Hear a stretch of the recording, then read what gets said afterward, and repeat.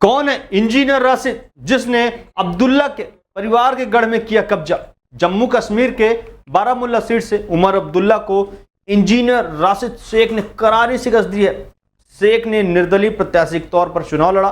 बता दें कि शेख ने इस समय टेरर फंडिंग मामले में जेल में सजा काट रहे हैं।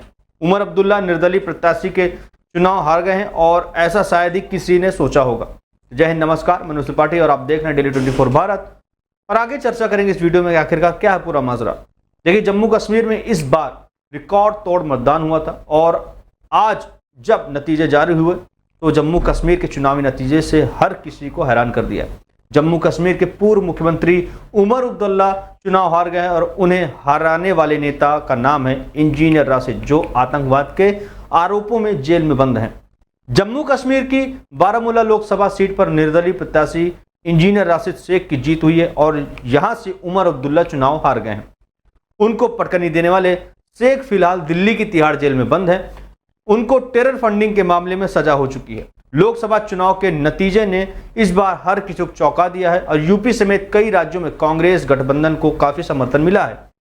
भाजपा को यूपी समेत कई राज्यों के उम्मीदों के मुताबिक वोट नहीं मिले हैं, जो किसी झटके से कम नहीं है।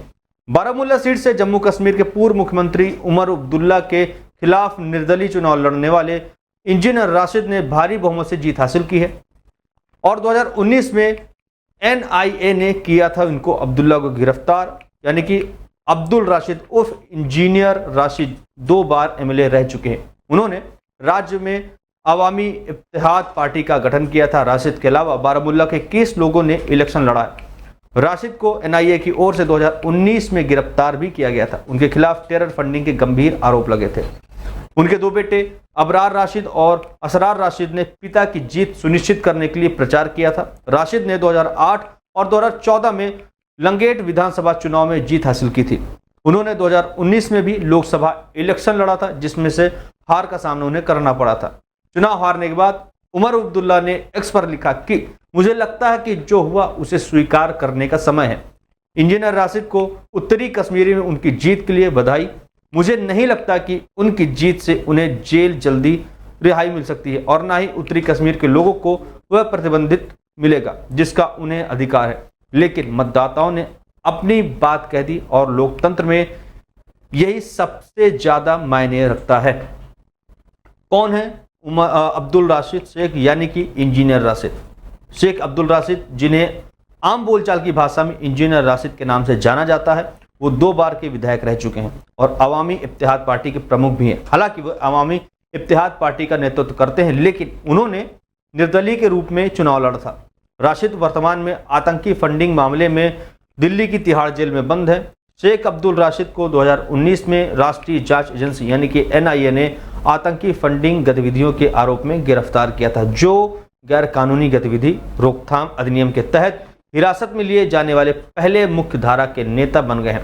उनके 2 बेटे अबरार राशिद और असरार राशिद, जिन्होंने इस चुनावी चक्र में अपने पिता के लिए चुनाव अभियान का नेतृत्व किया था, उन्होंने विश्वास जताया था कि उनकी रैलियों में देखी गई भारी भीड़ राशिद के लिए वोटों में बदल जाएगी, जिससे उन्हें जेल से रिहा कराना पड़ेगा। हालांकि उमर अब्दुल्ला ने इस विश्वास का खंडन करते हुए कहा कि मुझे विश्वास नहीं है कि उनकी जीत से उन्हें जेल से जल्दी रिहाई मिलेगी और ना ही उत्तरी कश्मीर के लोगों को वह प्रतिनिधित्व मिलेगा जिसका उन्हें अधिकार है। लेकिन मतदाताओं ने अपनी बात कह दी है और लोकतंत्र में यही मायने रखता है। इससे पहले 2008 और 2014 में राशिद ने लंगेट विधानसभा क्षेत्र से जीता था और उन्होंने 2019 में संसदीय चुनाव भी लड़ा था, लेकिन उन्हें हार का सामना करना पड़ा था। राशिद केंद्र शासित प्रदेश में लोकसभा चुनाव में एक बड़े प्रतिद्वंदी के रूप में उभरे हैं, क्योंकि उन्होंने प्रतिद्वंदी में पीपुल्स कॉन्फ्रेंस के अध्यक्ष सज्जाद गनी लोन भी शामिल है। इंजीनियर राशिद की जीत कितनी खतरनाक है, इस पर भी एक सवाल पैदा होता है। इंजीनियर राशिद आतंकवाद के आरोप में जेल में बंद है और कई लोगों का कहना है कि उनका जीतना खतरनाक साबित हो सकता है।